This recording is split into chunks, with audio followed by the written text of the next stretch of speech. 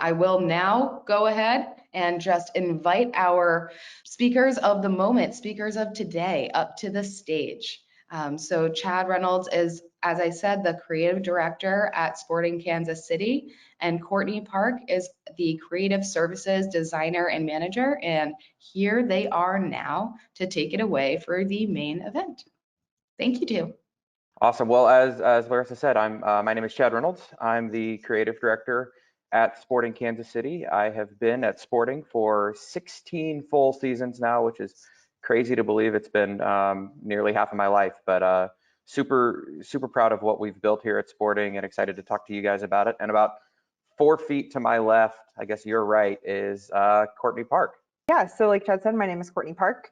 I'm our creative services manager and also a designer for the team. So it basically just means that I am the puppeteer for the design team, making sure that everyone's doing everything that they need to be doing and all projects are flowing as best as possible. And very excited to share with you all today. I've been here this was my 5th season, so we just ended my 5th season, which is a tiny fraction of Chad's time here, but also a lifetime in the sports world. So yeah, loving it. And Courtney honestly keeps all of us sane here and mostly keeps me sane, but maybe more importantly, especially for today's conversation, she is the mastermind behind everything we do organizationally at the organization in terms of file structure and things like that. And very importantly, how we tackle everything photography wise, and PhotoShelter is a big part of that. So a little bit about kind of what we do and who we are. Our creative team is very brand focused and brand centric, and telling that story to our not just to our fans, but to our city, and hopefully sometimes to people who aren't our fans, is a big part of what we do. So as I was saying, brand is very important to what we do and who we are here at Sporting Kansas City. I love this quote from Seth Godin because he's kind of a marketing brand guru, but I love what he talks about here, about how a brand is more than just a logo, and everybody knows that, but it's all of these other things. It's the expectations, it's the memories and the stories and the relationships that people have with your company. And here at Sporting, we focus pretty specifically on 3 of those words. That's memories and stories and relationships. And it's not that expectations aren't important. It's just that we can only have so much impact on somebody early on in that process to set their expectations. But what we can do is help tell them stories that create memories and hopefully build a relationship with our fans, with our customers, and our future customers. So that's, I really like talking about the Seth Godin quote because it means something when you break it down to the individual words in it. And really marketing, and that's where the world that we live in, is just problem solving. And in the sports marketing world, what are sports marketers trying to solve every day? Well, the problem that we're trying to solve in sports is pretty simple. How do we put butts in seats? How do we get more people to spend more time and more energy and more money experiencing our product in a myriad of different ways when there's so many other ways that they could be spending that time and energy and money? So as we talk about that here at Sporting Kansas City, we answer that with another question often. And this is a question that our ownership asked us as we rebranded from what used to be the Kansas City Wizards, playing in front of an empty Arrowhead Stadium, and turned it into what is Sporting Kansas City now. They would ask us over and over again, how do we change the game? How do we change what we're doing? How do we get people to be part of the brand and not just a fan of the brand?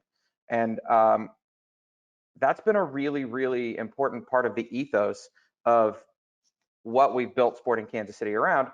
And this is how we've decided to answer it. This is our brand identity. This is our brand purpose. We create memories through personalized experiences with our club. And it's maybe a little long for a typical brand purpose, but I like it because it's very pointed. It's like, this is what this is about. It's not just creating memories. It's about personalizing those experiences.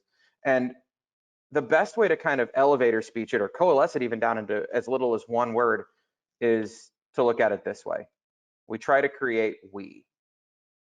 And what do we mean by that? Well, we try to create people who say the word we when they are talking about Sporting Kansas City. And the reason that that's important to us is because in sports, there's often something that people will call the pronoun game.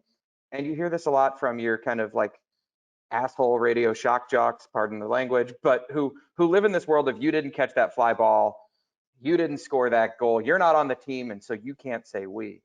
And frankly, as a sports marketer, that's total bullshit, because that's what we want. That's the goal. That's kind of the golden goose, is to get people who are so invested in our sports team, our product, that they say we when talking about it. And I think we feel pretty lucky. I feel pretty lucky that in the sports world, we get to work in the only industry on the planet that's true about. I don't care how big of a fan you are of Apple or Nike or whatever. Even the most diehard Apple fanboy doesn't say we when talking about Apple, but the biggest sports fans do. And that's what's cool. And that's what makes what we do every day special. And so what's our approach to doing that? How do we do that? Well, it's this simple. So we want to give our fans something to feel. And that comes through in emotion, and that comes through in a lot of the stuff we'll talk about here in a little bit, about how we frame photography. But we're just trying to give people something to feel, evoke emotion, and make them say we. And this is the second half of that, is you don't sell the product, you tell a story. And that's how it becomes really special to people, hopefully very, very quickly. Back to quotes I love and I tell our people about all the time, but nobody in sports does storytelling for my money better than the guys at NFL Films. And they've been doing it this way for 40, 50 years now, and they've laid the groundwork for everything we now know about sports storytelling.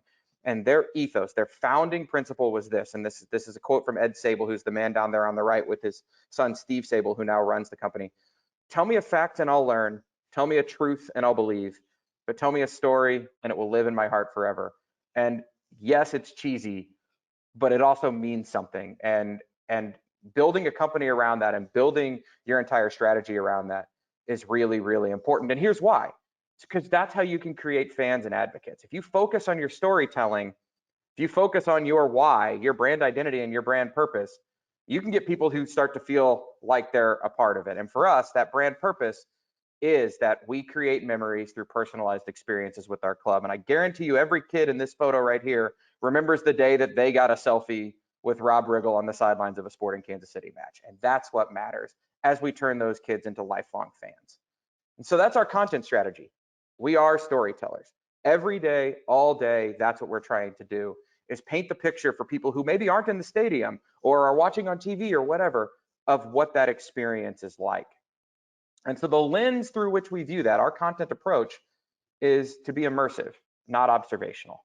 So what does that mean? Well, this is a fine photo. This is a good photo of our 6'7" giant tall team president, Jake Reed, with 6 really incredible Americans, guys who are fighter pilots in the US Army, who flew a flyover at our match. It's a good photo. This was a halftime recognition. Everybody loved it. It was awesome. This is a better photo. This photo means something more. Now we've got that shot of those same group of guys ripping open their flight suits to show that Sporting Kansas City shirt, raising their fist up to the crowd. And that's what we mean when we talk about the difference between observational and immersive.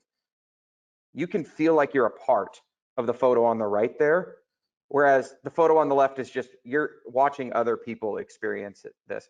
We all live this in our everyday lives and we don't think about it, but think about when you're looking at really good wedding photography versus just okay wedding photography, and you innately know the difference. The really good wedding photography, you feel like you're at that party experiencing that with people, whereas just okay stuff, you're like, oh, those other people are having fun. And so that to us is the biggest difference between immersive and observational, and that's the lens through everything that we try to do with our photography. And PhotoShelter, we'll get into really why here in a minute, has helped us do that immensely over the last 3 seasons that we've had PhotoShelter now. So that storytelling, and I'll let Courtney jump in here and start talking us through this, but that storytelling really starts before match day. For a special match like a retro night, we start laying the table, and then we'll get into what happens on a match day itself. Courtney?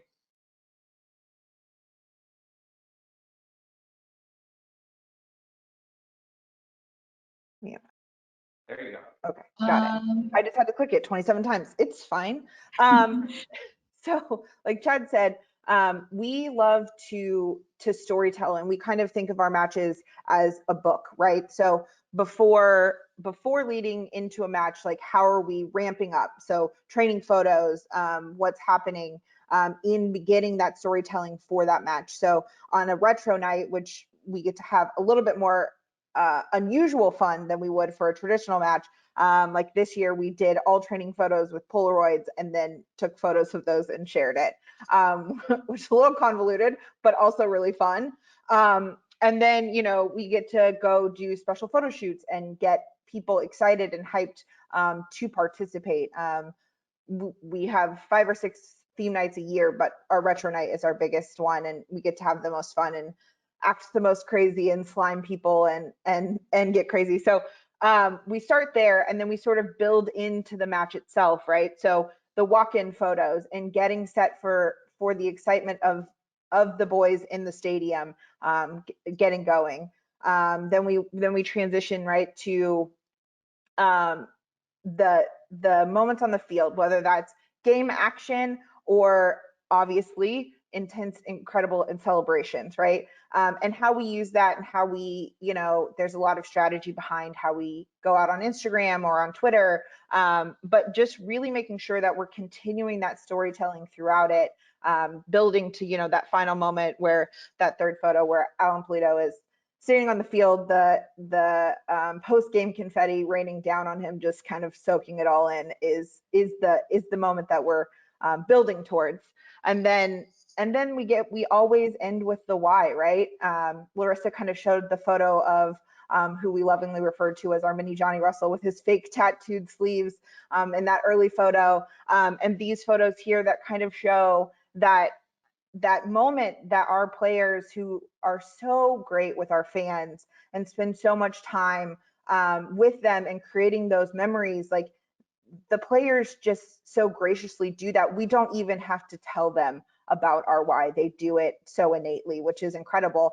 And then we get to tell that story, which is the best part, right? Like the overjoyed kid who gets the Tim Melia jersey, or the kid who cries when he meets Alan Polito for the first time.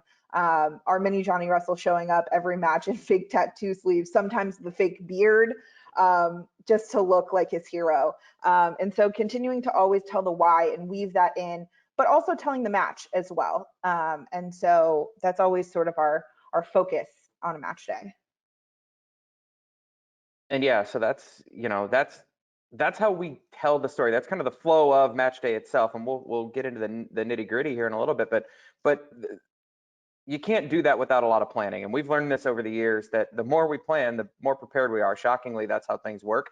And so our match day planning starts earlier in the week, obviously, and it starts with a pre-meeting. It's usually the day, maybe 2 days before the match itself. It can be formal, it can be informal. Sometimes it's like something big's going on, like a retro night. We get everybody in the same room and we talk about it.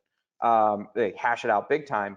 Sometimes it's informal. Sometimes it's a lot more kind of like casual conversations to make sure everybody's on the same page and walking through it. It's always with our own internal staff. We don't bring any of the freelancers, you know, or things like that in yet. But what we go through are things like the themes, the overall match day timing. You see our timing sheet there on the right. That this is kind of our fan engagement, fan development time sheet, so that we can make sure we have somebody at each and every single one of these. You see it, you know, between 3 and 3:30, there was a proposal down in one of the corners of the stadium. You know, a guy wanted to propose to his future wife in our stadium. Like, of course we want to help him tell that story and to have him have those memories. And so, you know, being able to be a part of that and being really plugged in with our fan development team, our match day presentation team, is a huge part of our match day storytelling, because so much of our social media content that goes out there, so much of our marketing content is about the atmosphere and the experience at the stadium. And we want to make sure we capture every piece of that.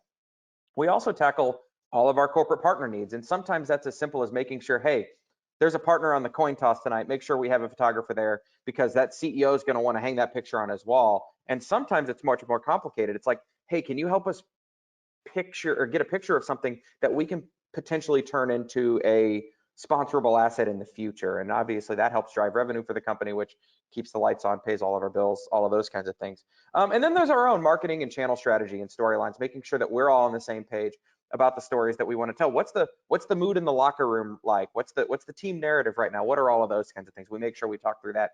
And then maybe the most important part of this is the troubleshooting. That troubleshooting sometimes really helps us getting into match day. It helps us look at the things that we did well last match, or maybe the things that aren't going so well. So for example, prior to our playoffs, we had a big long sit down where we walked through, hey, sometimes we have too many photographers in this one spot, or sometimes we have photographers and videographers crossing each other and ruining each other's shots. How do we solve that? And it helps us lay out a lot of what comes in the next meeting, which is our match day meeting. And it is, I would say, much more casual in that it is not like a sit down meeting, but it's also more detailed because we get into the nitty gritty with not only our internal staff, but all of our freelancers, all of our contractors, and that's photo and video. This meeting is a mesh of every creative who's going to be working for Sporting Kansas City and sometimes Major League Soccer on a match day for us. And in that meeting, we go over storylines on and off the field. We go over the theme nights. We go over timing of all of those kinds of things that we talked about that might be happening. And then we get into specific assignments. And I'll let Courtney talk about this because this is her baby. And it's one of the most important things we do is that map that you see over there on the right that tells everybody where to be during the match. Yeah, so a couple years ago, we realized that sometimes you need to handhold a little bit more to get what you want. So we have a super talented team, and on a match day, we have anywhere from 4 to 9 photographers shooting for us. I don't think we've ever had more than 9. And that's just the photographers. That doesn't include the video team. So we have to be really prescriptive sometimes, especially with our freelance photographers, just so that everyone is where they need to be. We have content that we have sold. One of our highest engaging social pieces is called All Angles. And it really came from using this map to tell our fans or to show our fans all angles of a goal celebration. So we realized that, like, yes, the main image may be the front shot of Graham Zusi jumping after his incredible rocket in the first round of playoffs, but getting the shot from behind and from the side and all of the players celebrating with him each moment really tells the entire experience in a really cool way. And so strategically placing them on the field and giving them a map that says, I want your body to be here, is really, really helpful. And that way, all of our angles aren't the exact same angle of the goal. And, you know, I think our photographers have worked really well to kind of maybe put their egos aside sometimes. Like, sometimes you're not going to get the shot, but you're getting just as important of a shot. And I think we are just super grateful for them for, like, you know, understanding that, like, everyone's playing a role and everyone's important, and just really helping us tell our stories. Yeah, and the all angles feature literally came from looking at this map and realizing, hey, we can do something really cool and different. And so, you know, that's a good example of how something you don't even intend to, you know, this was created for a very practical use. So we weren't getting the same shot, or people weren't in each other's shots, but it's worked out really nicely. This also allows us to pair up a photographer and a videographer sometimes to make sure they're shooting kind of shoulder content so that we have, you know, a lot of the same looks, but for different mediums, which is really, really cool. A couple other things that are really important that come out of this meeting. Specific assignments. What photographer is shooting what, you know, whether that's the coin toss or the visiting team lineup, or, you know, an activation going on out on the plaza, sponsor activation. Everybody knowing everybody's got very, very set assignments. And then it's the communication instructions about that. Are we using Slack? Are we using WhatsApp? Are we using text message? If there's a lot of people in the building, the Wi-Fi is not always as reliable as it is, you know, when we were playing in front of 50% capacity for COVID. So how do we make sure that we're all communicating as much as we possibly can? And then upload instructions. How do they get the photos onto PhotoShelter so that we can then work through our photo workflow, or really Courtney can work through our photo workflow on a match day? And then timing for uploading is very important. We basically have it set up so that our photographers know, hey, pre-match, you upload after the player walk-ins. You upload one set of players warming up on the field. You upload any of the kind of pre-match pageantry that happens right after kickoff so that we can get that out as soon as possible. And then it's every 15 minutes throughout the match, with the addition of, if there's a goal, if there's a big save, you got that big moment, get that to us as quick as possible. So working through all of that with our photographers and setting that schedule has been very, very important. It's helped us tell a story at halftime, you know, sometimes as quickly as 2 minutes or 3 minutes after something happened on the field. We're able to turn that because everybody's on the same page about, like, that's when the photos come. And then there's post-match planning, and that's just making sure that, you know, again, there's a lot of moving parts, and the moment the whistle blows and the match ends, it's really hard to communicate. And so we do as much pre-planning and talking about ahead of time there. And then anything else that might come up, questions, et cetera.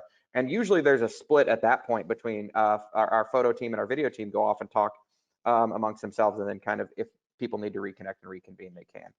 So that's match day planning. And then this right here, this is, it's a little bit complicated looking here, but I promise it's actually super simple and super important. And this is Courtney's baby, and one of the things that we have really spent a lot of time working on over the last couple of years to nail down, some of it driven honestly by COVID, but maybe in this case, the challenges of that made us better. And Courtney can speak to our specific match day workflow. Yeah, so this is the workflow from the 21 season. So we firmly believe that, you know, it's never too late for a better idea, and just because we've done something one way doesn't make it the right way. So we're always willing to pivot and learn. But this is sort of how we have kind of moved through this. So we start with obviously cameras on field. And covering, and then having those specific upload times. So I ask for obviously soccer is in 45 minutes. So I ask for photos in the 15th, the 30th, and then at halftime. And then at the same in the second half, I ask for photos in the 60th, 75th, and 90th. I was told there would be no math. I have an art degree. And then we ask them to upload, and then communication. So a lot of times our photographers will send me a note that's like, hey, I got that celebration, 37 photos incoming. And then that way I don't, like, if there's a slow upload, I don't think that they only got 15 and they told me they got the shot, but the photo is the actually 20th photo coming in. So being able to kind of work through that and really, really communicate, because I'm up on the 5th floor in a media booth and they're down on the field. So the communication is super key. And then one other note that's really helpful in that world is we have worked with our IT department, and that map you saw a minute ago really helped us understand, hey, we need some wired drops, some wired Ethernet drops down on the field that our photographers can potentially plug into to get those photos to us as quickly as possible, because not everybody has, you know, a Wi-Fi dongle on the camera or the Wi-Fi enabled cameras to get photos directly into PhotoShelter themselves that way. So working through those processes, and we have a lot of different ways that our photographers use to upload photos, whether that's one of our guys takes an iPad down on the field with him everywhere he goes. Another guy likes to bring his laptop with him. Some people use their phones using the uploader on the phone. There's a lot of different ways, and making sure that we all have handles on, and maybe more importantly, Courtney has a handle on how each photographer is getting their photos to us. And then, you know, we can go and have a conversation with the IT department to say, hey, do we need a specific wireless SSID just for our photographers down on the field or something like that? And you know, that kind of communication, both pre and during the match, has really helped us hone in on the right ways to help our photographers upload photos. Yeah, exactly. So then we move into, so they've been uploaded into PhotoShelter. I go through, download everything that I need, and pull that all into Lightroom, where we have two filters that we use. So we have a day and a night filter. I don't specifically use them whether it's day or night, just based on the lighting of the moment. Sometimes the night filter works better on a day, or vice versa. And then, you know, small critiques, like I think it's super important to fix horizon lines. Sometimes when you're shooting in the moment, you get a little wonky. So it's not hard to straighten a photo, making sure, obviously, our filters are built to make our blues stand out, but also upping your blues can make everything feel super cold. So how do we make it not look like it's the frozen tundra? And Johnny Russell, who is a very pale man, not look like he has frostbite. So walking that line is really, really important to us. From there, anything that is left in, or so everything that's in PhotoShelter unedited gets filed away into photographer folders, which I'll talk about later. And then everything that I've edited goes into Slack, into a match day photo channel. And the only thing that goes in match day photo channel is edited photos. So everyone knows that everything in there is approved for use. It's good to go out. We don't ever have anything unedited. It is only approved photos. And then that way everyone who needs it can use it. So that kind of filters down to the bottom part of this workflow, which is the first section being social. So is it going directly on Instagram or Twitter immediately? Like those content is happening there. Then we have one of our designers who sits up in the booth with me who's making live graphics, whether that's the score graphic or anything that feels special in the moment to continue that storytelling, using those edited photos in Photoshop and then putting that out on Twitter and on Instagram. He also then uses the integration with Slate. So Slack has an ability to tie directly into a Slack channel, so he can open Slate, all of those edited photos are already there, and he can create our IG stories that look super on brand and have filters and stickers and all of that we've created to continue to tell that story as much in a timeline standpoint as we can, because the Instagram stories is such a good asset to be able to tell that sort of moment by moment action of what happened on the field that day or in stadium. And then all of those are re-uploaded into a folder called Match Day Selects, or in the specific match day. And then that folder is linked to Influencer, because Influencer and PhotoShelter have a working connection, which is so fantastic for us. And then that way, our players, the minute they walk off that field, have their celebration photos, have the photos with their kids post-match, have their walk-in photos, everything ready for them to then use on their own social channels and be brand ambassadors for us, because sometimes our players have much bigger social channels than the team itself. You know, when your star is a Mexican national player who has, I think, an Instagram following of over 1 million people, like, it's incredible. And so allowing him to have photos of himself to share is so important for him to be able to continue to storytell himself and continue to talk about our brand. So that's sort of our workflow. And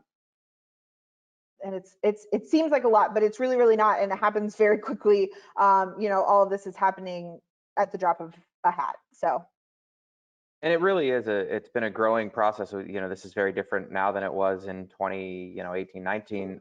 But this is what works for us right now. And it may not be what works for us next year, but we continue to kind of iterate on it and keep working. And that growth and that willingness to be like, hey, there might be one other new tool or one other new kind of step to plug into this, as we did this year with PhotoShelter's AI tagging for the players, which ties into influencer and all of that.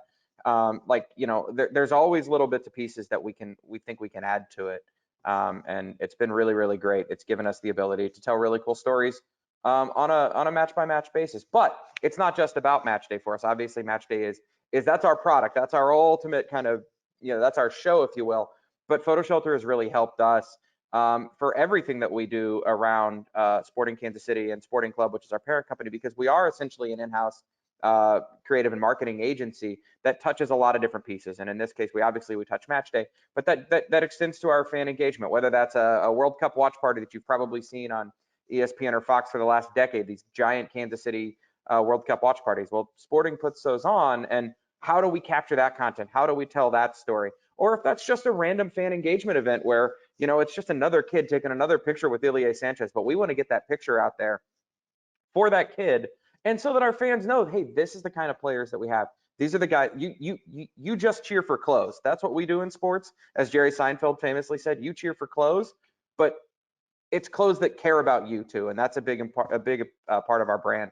And another big part of our brand is the Victory Project Foundation, which was founded nearly a decade ago now, and it helps kids in Kansas City and the Midwest region who are fighting cancer and all of life's challenges, and being able to tell that story through the same kind of immersive content has been really, really big for us.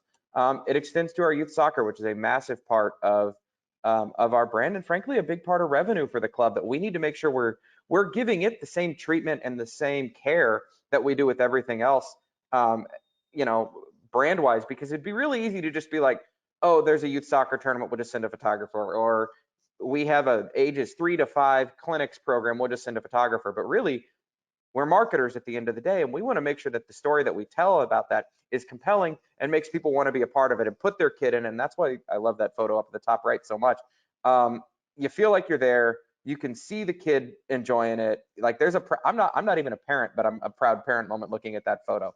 And telling those kinds of stories is super important. That also extends to things like all of the events that we have inside and outside of our stadium. During COVID, everybody in Kansas City was looking for places to have graduations. And so we held something like 38 high school and college graduations in our stadium in Children's Mercy Park, and being able to tell those stories and then provide those images, not just to our event sales team, which is obviously a super important part of what we do, but also to provide those images to the graduates and to their families, because everything else about that was non-traditional and everything else about that was weird. We wanted to make sure that since, you know, mom and dad couldn't be as close to their kid as they normally would be at a graduation, we were there to help capture as much of that and then give that back to them as we possibly could. And then perhaps also very importantly, Archival. We've got a lot of history. We're a 26-year-old club now. And, you know, I promise you, when I joined the club, we couldn't wait to stop being the Kansas City Wizards. But now retro is cool and everybody wants a piece of the Kansas City Wizards. And being able to have that and organize that, because it literally used to live on a series of CDs or hard drives, being able to have that and keep that organized so that we know what the heck happened in our club's history. And everybody has access to that. Because it just lives in our PhotoShelter archives, and anybody who's got access to the right folder can get in there, or we can give it to them, has been huge for us. Because as we talked about earlier, Retro Night specifically in this Wizards history, it's a big part of this club's brand at this point. And to illustrate that a little bit, this is how it started, a good old how it started, how it's going, about how we used to organize photos versus now. Our gigantic stack of Lacy hard drives is no more, and I swear to you, that's not even all of them. There was also an era where our official team photographer would show up 2 or 3 days after a match with a DVD or a CD of photos and just hand deliver it to us. And so we had binders on binders of that are those. now missing, by the way, because that's not a good storage system. So there are missing photos that we've had to ask him that he had digitally that he has provided us since. But yeah, that is not a tenable situation, obviously. I may or may not have burned those binders. But Courtney is, again, the queen of organizing how we organize all of our photography on PhotoShelter and making sure that those assets go in the right place at the right time. And we'll let her take this part. Yeah, so this is sort of a look at how we organize the library as a whole, which is very much by department, which we find most useful. So our events team, Sporting KC2, the training facilities, what else? The Victory Project has its own folder, Youth Soccer has its own folder, and then everything else spirals down from there. We love a folder system. I love folders within folders, and then you can track it out so you have exactly what you need. So this is sort of a screenshot of how we handle match day specifically, because it's sort of the most convoluted, I think. So we have the overall match day folder, which is always built out the exact same way. So we're a 4-digit date and the versus or at opponent. And then we have a selects folder, and then a folder for every single photographer. And then from there, the selects folder opens up. If there's any specific galleries that need to happen, if we got a bunch of owners photos that day or a proposal happened, we'll make a gallery specifically of those selects and put them in there. And then that way, anyone who needs access to those, the salesperson who brought the proposal couple along can send those along and continue with that storytelling in those magic moments. And then the selects edits. So that's everything that I've edited on a match day goes back into that folder, and that's the folder that's connected to influencer. And then the selects folder is just what when we go through every single photographer's photos at the end of the match and pull all of the rest of the selects that maybe weren't in match select, but is something that's super useful for the future for graphics or for social or for whatever purposes we may need. And then each photographer then is broken down into pre-match, match, halftime, and post-match. And that way, like, everyone knows who's covering what, and they can kind of go dig around for their own photos. So like we talked about earlier, partnerships will say, hey, we need a photo of the halftime or the pre-match coin toss because the CEO of this company is going to do that. And then they know Gary Roman takes all pre-match photos. They can go into Gary Roman's pre-match photo. There it is. They can download it themselves. And I don't have to spend, 2 hours of my day handling photo requests because everyone can find what they need themselves, which is so incredibly helpful. We used Google Drive for a short time when I first started, and like no one could find what they needed. And I spent so much time tracking down photos for people that this is so much better and so great. I always say, like, I'm available. If you can't find what you need, I'm here for you. I know where the photos live.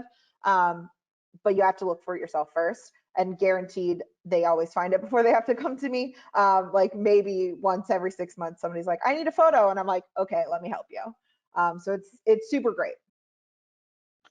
And then the other note about this is by pulling out that extra selects folder, that's how we have handled kind of what do we move around, what sticks around in PhotoShelter year to year. So we don't want to keep, terabytes worth of a season's match photos in PhotoShelter because we don't need access to them at all times, but we can take them and download them after the season and keep those on that giant pile of hard drives, at least so we still have them from an archive perspective, but each match's selects still live, at least for a season or two, in PhotoShelter. So if we do need to reference them the next season or whatever, they're right there and they're really easy to get to. Yeah, and we keep I probably edit anywhere between, depending on what happens in a game, about 100 to 250 selects, and we keep anywhere from about 200 to 350 in the unedited folder. And that really allows us to, that structure allows us to focus our storytelling. And as we talked about earlier, we think that, our lens is immersive, it's not observational. And then everything that we want to do, we want to be emotive. And we want that to either show emotion, as you see here with young 18-year-old American star soccer player Gianluca Busio celebrating a big goal. We want him to show emotion, or we want it to evoke emotion. So whether it is, Gianluca Busio celebrating a big goal, or showing the swagger after scoring a just absolute banger of a free kick goal and his teammates literally sliding in at his feet. Having that photo for us, having that photo for Busio, who now is no longer with the team because in the middle of this summer, he was transferred to go play in Serie A, one of the top leagues in the world, go play in the top flight in Italy and play alongside and against some of the best players in the world. But Boost still reaches out and asks for photos for us, and for us to have those as easily accessible for him as possible, and to make sure that the photos that we've pulled for him are the right kind of photos where he's showing that emotion, he's having fun, and he can show off what his skills are as a soccer player is really important. When it comes to emotion, sometimes it's as simple as Johnny Russell in a downpour, our captain Johnny Russell in a downpour, as you can clearly see by the rain bokeh in the photo, blowing kisses at his family in the crowd, or Johnny Russell shrugging as he scores and everybody else in Seattle, this is a road game in Seattle, where everybody's sitting on their hands and Johnny is shrugging because he just quieted a crowd of 40,000 plus at a big game against the Seattle Sounders. Or it's our Mexican star, Alan Pulido, tugging at that badge, showing the fans that this is why he's here. This is who he plays for. He plays for them, looking up into the crowd. Fun fact, that's the same day as this photo, and you would never know it from looking at this is Kansas City weather for you. This was about 10 minutes before this. But being able to get those photos that pull that emotion out helps us with the storytelling so much, because that's what the energy and the atmosphere in the stadium comes from. It comes from that emotion. That's what our fans show every day, all day, every match, when they fill that stadium and make it a special place to play. And then us getting a chance to return that story to the fans, that relationship that we talked about, that old Seth Godin part of the quote. It's the relationships people have with your brand. And in this case, so often that's the specific relationships our fans have with our players that we can cultivate. Sometimes it's evoking emotion. This is one that means a lot to me and means a lot to our fans here in Kansas City. That's Matt Beasler on the left. He's a hometown Kansas City guy. he was drafted by the Kansas City Wizards, and that's Graham Zusi on the right. Graham Zusi and Matt Besler joined the league the same year. They became the best of friends. They literally lived in Matt Besler's parents' basement together their rookie season, and then they spent their entire seasons playing every single game together. Went to the World Cup, represented the United States at the World Cup together. And then this, Matt Besler's last season of his career, he left us and he went to play in Austin for Austin FC. And this was the post-match moment where Matt Besler and Graham Zusi, who had played so many matches together, got together for the first time after having faced each other on the field. And being there and getting to tell that story to our fans was hugely important and hugely special. Other special moments, and this is sometimes just as much for our players as it is our fans, although our fans love this kind of content. This is Andreu Fontas with the two most adorable little girls, his daughters on the planet, and being there for these moments where they're running around on the field, his older daughter with her doll even, running around down on the field and experiencing that, and then getting that photo to Andreu and his wife after the match was special, just as special as this.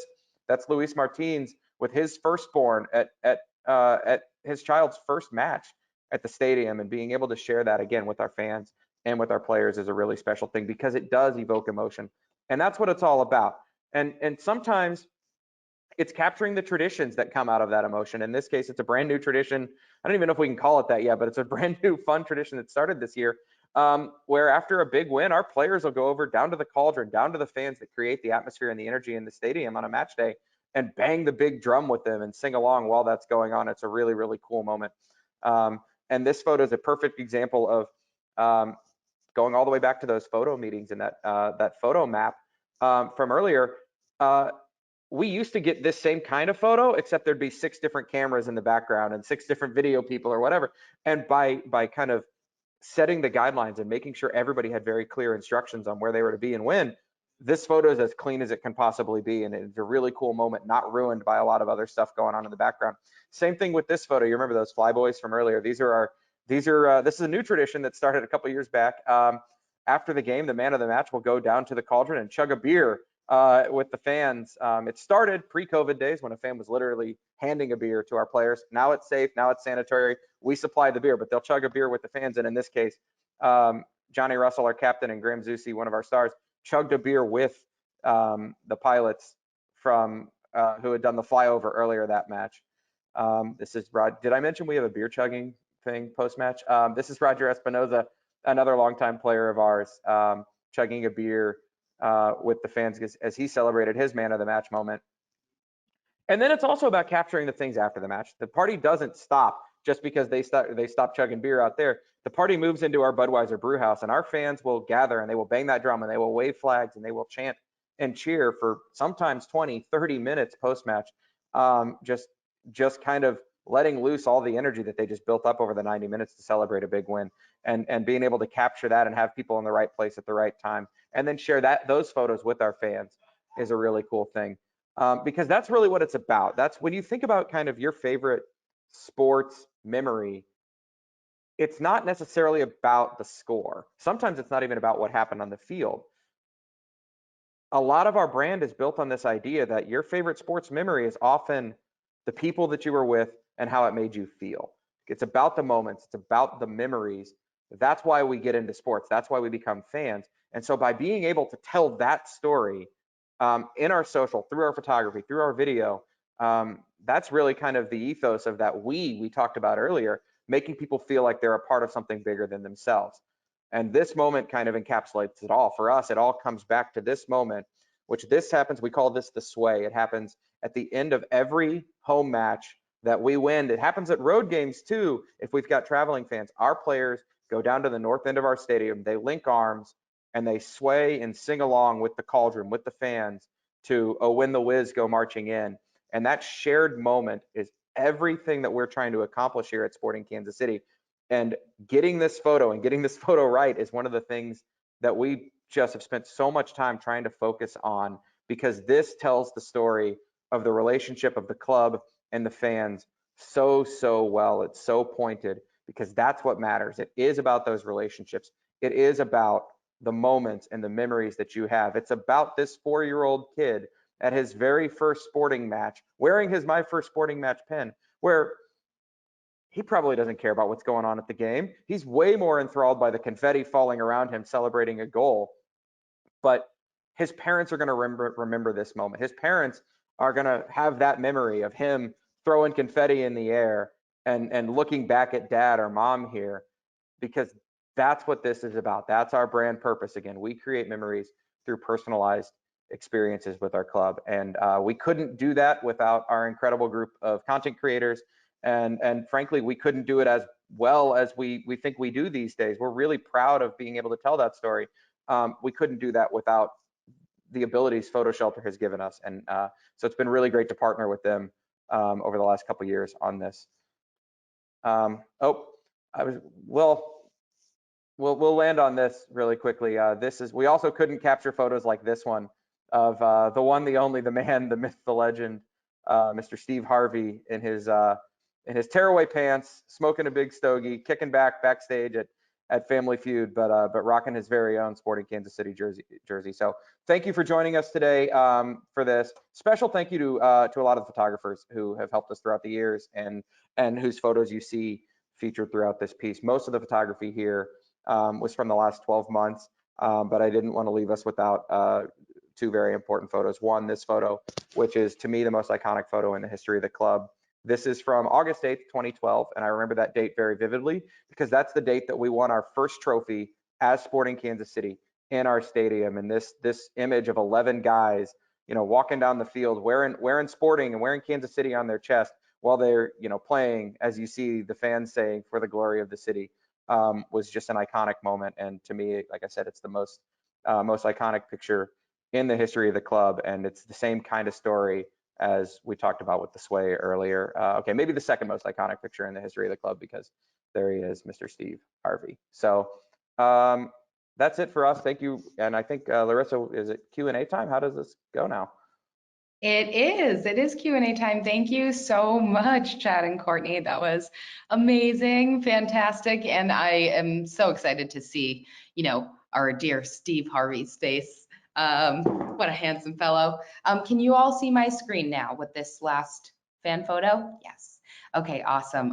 Again, thank you so much for what may be one of our most incredible, thorough, exciting, and really ethos-driven creative workflow, webinars we've had. That was fantastic.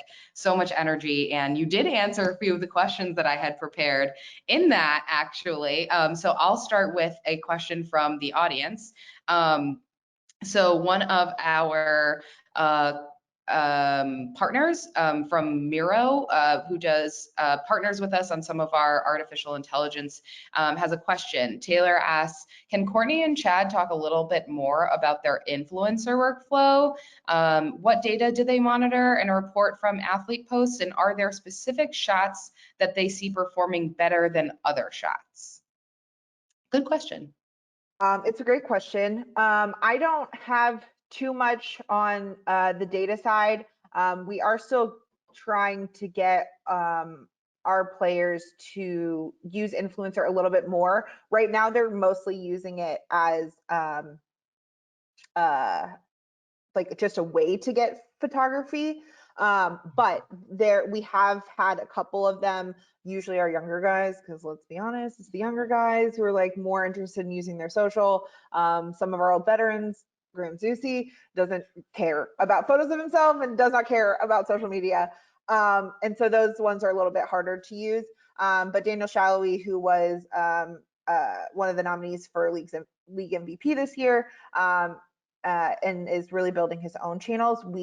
He had some content that we put out this year that we put the graphics together, wrote the copy, and used influencer to provide to him. He just approves it and send it, and it's fantastic. So like I said, I don't have data specifically on how well that's going, but we love the integration. We love that the players have photos so readily, and then they can't really complain to us that they don't have photos of themselves, because there's nothing really worse. Okay, there's a lot of things worse, but I really hate when the players like just go to Getty and take screenshots and it has like the Getty word mark across it. And I'm like, we have such good photos of you, please use them. So this has really put an end to most of that, which I love. Absolutely. And I was going to say, I know that y'all are using our AI, I believe, so you can just quickly search it up. And also it gets tagged in influencer separately. So like you can just do your quick image research and send it straight up to either their social people or straight to the players, right? Pretty Yes. quickly. And the AI tagging in both influencer and in PhotoShelter is so incredible. It has saved us hours of work of going post match and tagging all of the selects. There's still some tagging that we do that's based on areas of the stadium, things like that. But the player tagging and just people being able to find, they don't have to come to me and say, can you help me find a photo of Johnny Russell? Because it's auto tagged and it's fantastic. And again, I almost cry every time we get new products from PhotoShelter. We got PhotoShelter in general, because when I tell you the Google Drive days were not good, they were not good. So we are huge fans, huge fans. I can only just in what you just described that you do in game, and the fact that you said this may seem like a lot of steps, it actually seems like the easiest amount and the most manageable amount for all that you do. So I would say I'm happy that we can enable such like incredible work, and the photos and the emotion that y'all are capturing. I feel like I'm we now too, so I'm jazzed. I believe I heard you did mention how many raw match day photos are you capturing, and then how many get into the edited public folder? I think we get anywhere from, I would say 1,500 to about 3,000, depending on how many, we have between 4 and 9 on a given match day. So it can be a little less, it can be a little more. I'd say I edit anywhere from, we'll play it safe, like 50, though it's really not 50 anymore, to about 150 on a match day. Our Vancouver match, the first match of playoffs, I think I edited almost 200 live in match. Wow. And then the selects folder is usually, the unedited selects is usually around 200 to 300, Okay. which is a good amount because it does have the fan photos, it has player photos, it kind of tells that whole story. So we don't lose any of that. And Yeah. Oh, there's a sorry. note there that's important too, is, like that 4 to 9 is usually we've got, 4 to 8, 6, 7, 8 on the field. Sometimes we have a photographer who comes in. Some of her photos were featured here. She might even be watching, Maddie Winfield, who's a fun fact. We'll do some glowing on one of our people for a second. Maddie Winfield is a former intern of ours who comes back and shoots for us now. Prior to that, she was a Victory Project honoree. So the Victory Project she battled cancer as like a high schooler, like 14, 15, 16, and then came and joined us as an intern. Courtney claims we knew. I didn't even know when she joined us as an intern that she had been an honoree and was a cancer survivor, and now she's just a fantastically talented photojournalist, and she comes back and shoots for us. And Maddie comes in, and her specialty for us is a lot of these fan photos. In fact, I think the photo we're looking at is a Maddie Winfield photo. She comes back and tells the fan side of the atmosphere, the experience.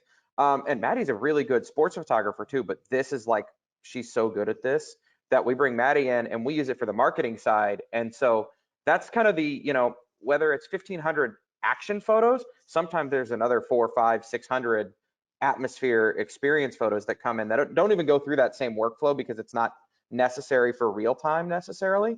And then that's part of the reason that we keep that selects and that edited, or the edited selects and the unedited separate, is because maybe our filter, the colors that we're using on social that year are great for social right now, but we may not want those a year down the road or 2 years down the road or whatever, when we're using it for marketing assets and things like that. And so having those as unedited, we've learned that was a mistake we made for a year, and we learned it.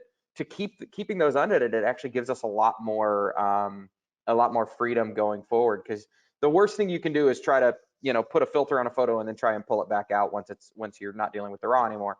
And so again, there's a lot of these learnings that we've added over the years and that have helped inform our workflow. No matter how many photos are coming in on a match, we want to try and make sure that they're as usable in the moment and down the road. That's a very, I feel like, very important learning, and the fact that you learned it, just by trial and error or just doing the process, makes a lot of sense though too, because as I was mentioning on our call before, I had a question about, how do you treat the blue hue? Like, how do you remove the coolness from everything or make things, not too cool, not leaning too into the blue, and also not highlighting those pale people, or having those undertones and highlighting the wrong colors, for tonality. I feel like it's very important for you to know that you're going to not only just use these on match day, but you're going to use these in the future. You're going to use them on printed marketed materials, which also has different coloring than digital and web. So really important learning. We'll definitely take that as a takeaway from this. Somebody did also just ask, what is the true story behind the Steve Harvey photo? Like, how did you get that? Like, what was that all about? Was it candid or? That was one of those, did this really just happen moments. So our broadcaster, Nate Bukaty, our play-by-play guy, was, he and his family were actually chosen to be on the Family Feud. So the Bukaty family appeared on the Family Feud.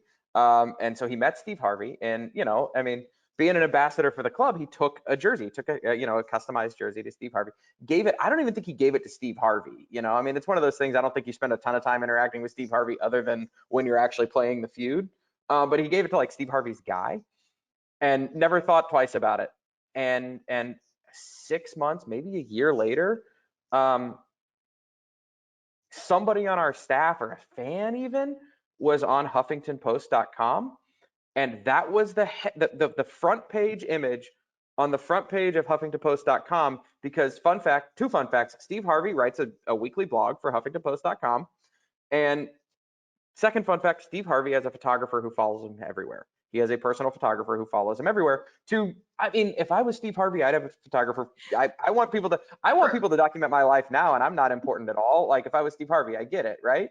So Yeah. his photographer follows him everywhere, and that photo just randomly popped up, and we were all just like, can we retire now? Like, Steve Harvey is wearing our jersey, like, just kicking back. And it was, I don't know, it was one of those, like, did this really just happen moments. Yeah, actually, we can't take any credit at all for the photo or even making it happen. All credit to Nate Bukaty for making it happen. And I guess Steve Harvey just loved the look and put the jersey on and wears it, and so there it was one day. And yeah, I would be lying if I said it. I didn't end every presentation I ever do with a picture of Steve Harvey, because it's just so cool. Why not? I mean, if you have it, hello, I feel like you have to. Yeah, Rob Riggle made this presentation because we could. We actually specifically, we are one of our owners, one of our part owners is Patrick Mahomes, QB1, the greatest quarterback on the planet. I can't actually believe we didn't include Patrick Mahomes in this, but it just didn't fit the story we were telling today. But it's like those celebrity photos and making sure we have those. That's actually a really funny thing about, like, how do we make those accessible for people as much as possible too? Because you'd be actually, you wouldn't be amazed at how much people want to look at those. And last night as we were kind of making some final tweaks after our walkthrough yesterday, I was like, oh, that Riggle photo, I know exactly where that is, because Courtney organizes our stuff so well. The most organized. So to that point, Courtney, what tips do you have for, like, people who are starting, working? Let's say I just joined a team as a creative services manager. We're working with hybrid teams. I've got a whole media team of freelancers, and what's the first thing that I'm going to do? Was your first thing organizing the archive that you had, or coming up with that kind of shot list in the marketing plan, and like how you're going to onboard the team and build that out as you went? I think it was an evaluation of who the needs were going to be for. So I think it was hugely important that, again, it was accessible to everyone, and so that everyone could have whatever they needed at the drop of a hat. So easeability, and then so like all of those department folders, like being like, okay, we know events is going to want something, we know we need to be able to easily use photos of the training facility, we need to be able to talk about the Victory Project. We need to, and so like that was sort of there. And then same with Match Day, that kind of already existed from the Google Drive days. There was a similar-esque structure, but it wasn't quite that. And obviously Google Drive is great for a lot of things. It is not great for storage and finding stuff. And so I would suggest just like starting at a place of like, what are your needs? Like, who's using your PhotoShelter? And then what do they need from that? And I think that that is a really, really good, important place to start. Again, so we love the why question. So like, why are you doing this? So like, who needs it and what do they need it for? And then kind of building from there, like making it so that everyone can easily get to whatever it may need. So like, even if you're doing product stuff, like I'm thinking like if you were like a coffee retail chain, right? And you needed like, this is a product shot. So like these are all of your mugs, right? So maybe that's an entire gallery, or this is like an entire holiday gallery shot. So maybe there's an entire collection that's just the different holiday stuff. And so I think there's lots of different ways to do it. I think just trying to think about the who you need and how quickly they can get to exactly what they're looking for. And we've added to Absolutely. that. Sorry, Larissa. No, go. We've added to that as we've gone. I mean, it's changed how we approach adding new folders and galleries and giving access has changed as we've continued to learn new ways people on or around our staff want to access it. I mean, we didn't even get into it, but there's an entire like folder specifically for the concessions food photography at the stadium, because you'd never know when somebody's going to need that, or that's one of those like, why do you need that? Cool, whatevs, it's right there, like, and how we give people access to that, and then the different groups that we've created for access based on people's logins or whatever. And one of the things that I really like is that, we can set a marketing team group where if you log in under this, you can go here, or a comms team group, or a partnership group, or whatever. But like, people can exist in different groups, because you might need somebody, our DEI team might need access to a specific set of photos, and Courtney can live on that group and the marketing group, and it's that continues to evolve, whether and how we do things, sometimes sharing photos with media or press, whether it's Right. password protected or whatever. So that's one of those ever evolving things, which I'm really proud of us for continuing to evolve. Yeah, and the other thing we didn't really discuss is access to fans. So we do a lot of fan galleries, and we'll either send gallery links to, like, youth soccer is a huge one. When we do tournaments, we send photographers to cover that, almost as if it was our own personal match. And then there's like awesome kid celebration photos, which parents love, and that just makes them more likely to come back to our camps again, because they got that extra thing they didn't get at another camp. And then, the proposal photos, or just match day photos in general, and we'll send a link and say, hey, service team, look through here. Are any of your season ticket members in here? Please forward along any photos. Or they'll know, like, hey, Tim gave a jersey to an STM. Do you have photos of Tim doing that? And we can easily track those down. And so creating, or for the foundation, we did a photo gallery that we made available to anyone who participated in our 5K. So being able to just password protect and like send along a gallery to fans to again create those personalized memories is so fantastic. I was going to say that's something that I feel is very, we don't often talk to clients who make all of their content so publicly available. And that was something that was really, I think, special about your use case, is that you're not just trying to, you're not using PhotoShelter to enable easeability for just your team. You're really trying to create a community by involving the larger community, the national community, the soccer community, people who are supportive of the local community also. And to just end on that note, the fact that your team creates such an emotional connection with the audience beyond soccer fans. You know, we find that really special about your team and about the way that you approach visual storytelling. And since, you know, your two things that really stuck out to me is the hometown pride, and then the immersive but not observational storytelling like ethos. Can you tell us a little bit about how partnering with local Kansas City or just Midwest community organizations kind of came like an integral part of your strategy? Like, why was that so important, and how does that help you expand and create content outside of, you know, the season?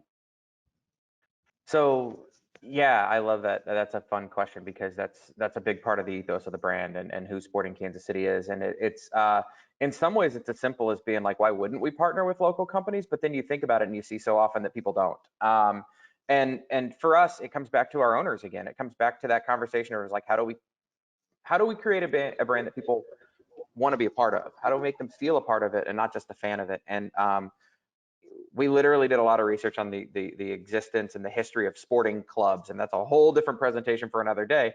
But what does it mean to be a sporting club? And the long and the short of it was when they started, they were exclusive rather than inclusive. Back in if you look into the history of what we now think of as sporting clubs or gentlemen's clubs from the 19th century in like England,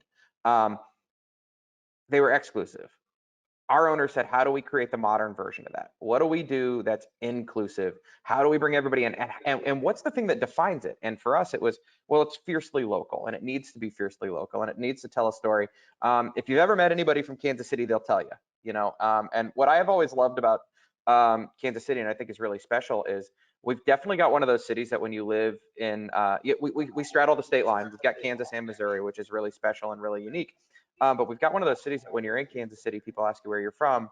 You know, you'll say, I'm from Kansas City, Kansas, or I'm from Overland Park, or, you know, Courtney's from an area like Belton or whatever.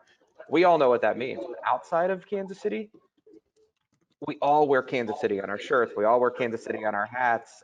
There was a tweet that went viral in Kansas City a couple months back that was just like, Kansas Cityans dressed like tourists in their own city, because we all have Kansas City stuff everywhere. And it's true, but that's how proud we are of our city. And I think there's a bit of a Midwest chip on our shoulder there, like a little bit of a punching above our weight class, because I swear to you, this is the coolest city on the planet that most people haven't been to. It really, really is an amazing place.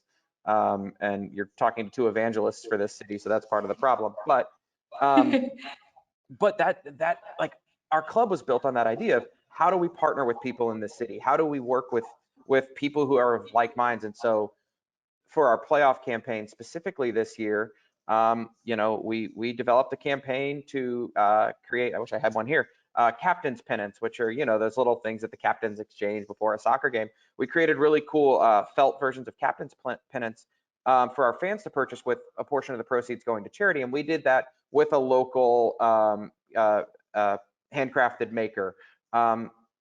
The anthem song for our playoff campaign was we reached out to our good friend at this point, Tech9, Kansas City hip hop artist Tech9, and partnered with him and worked with his. I mean, it's literally the song he did. We got the rights to use Face Off, the song he did with the freaking Rock, That's awesome.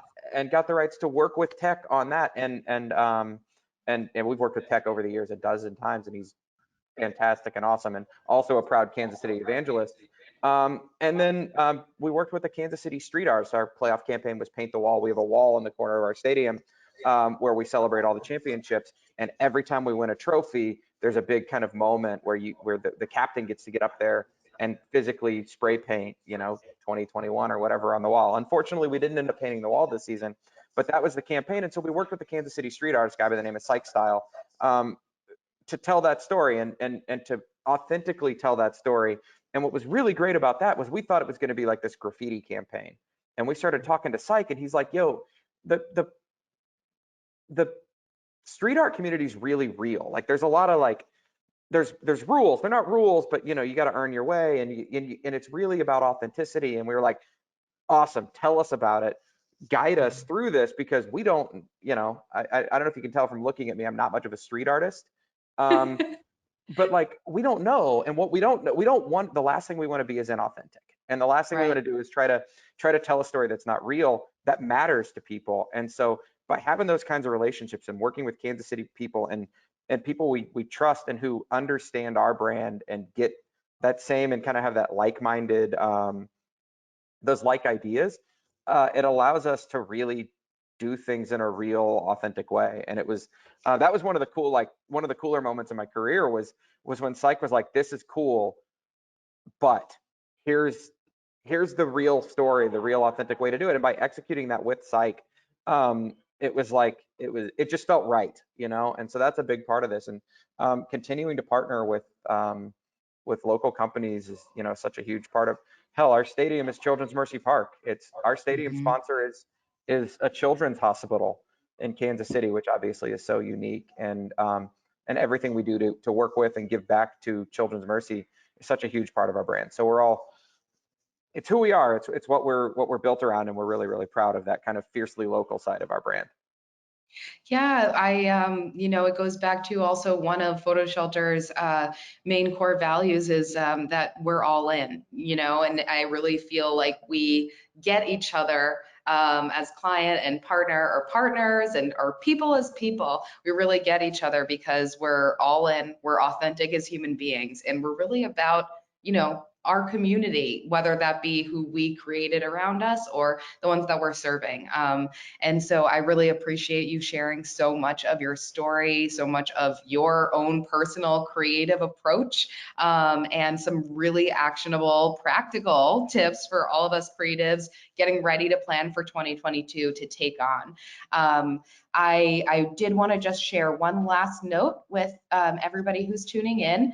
If you know, after hearing all of these innovative, creative ways that Sporting Kansas City is getting agile and creative with speed, and you want to talk about your visual strategy with our team of product specialists, we're actually offering free trials right now, and you can request one by joining the Slack channel. If you just go to the browse channels, there's a plus sign underneath the Slack channels area. If you search for hashtag free trials, you'll find it. And you can just ask in there about it. You can also email my colleague, rbrown@photoshelter.com to get started. And when you talk to our team of experts, you'll really just learn, you know, the benefits of keeping all of your photos and videos and all of your assets in one easy place, why tagging your files with metadata is essential to finding things with speed and ease, and a little bit about AI if you're interested. And last but not least, the importance of just keeping all of your files in a really secure network. I know that this webinar was very helpful in placing that in a real-time workflow, and also an expansive one at that.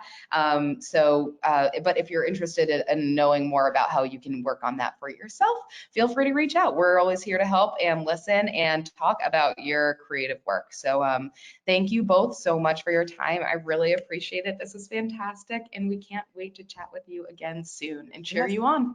Thank you. And you should do free trials. I'm not blowing smoke. I love this product so much. Every time, the first time it was pitched to me, I literally cried at how great it was going to be. And I told Chad he had to find the budget. Like, I'm not like being a hyper, I cried. And then when AI came about, I was like, Chad, you have to find more budget because I need AI. It will save us hours and hours and hours. The product is so fantastic. I cannot speak more highly of it. I promise it is so worth it. I promise. We're not being paid to be here. In fact, I think we paid to be here. But no, I echo it. It's a great product, and everybody we've worked with, whether it's Larissa and Rachel here or Travis, and who we've been working with for years now on the account side, has been awesome. And it absolutely, there's no blowing smoke. It absolutely helps us and makes us better. And I don't know what we would do without it. I would cry on the flip side if we didn't have it right now. I don't know how we'd get back to being able to do what we do. So. Thank you, Larissa. Love to hear that. Not that you cried, not that, you know, we wouldn't know what you would do without us, but that we've been so helpful. It really just, it makes us feel like, you know, we can quit right now too. Just kidding. Thank you so much. Really appreciate your time. Have a great rest of your holiday season.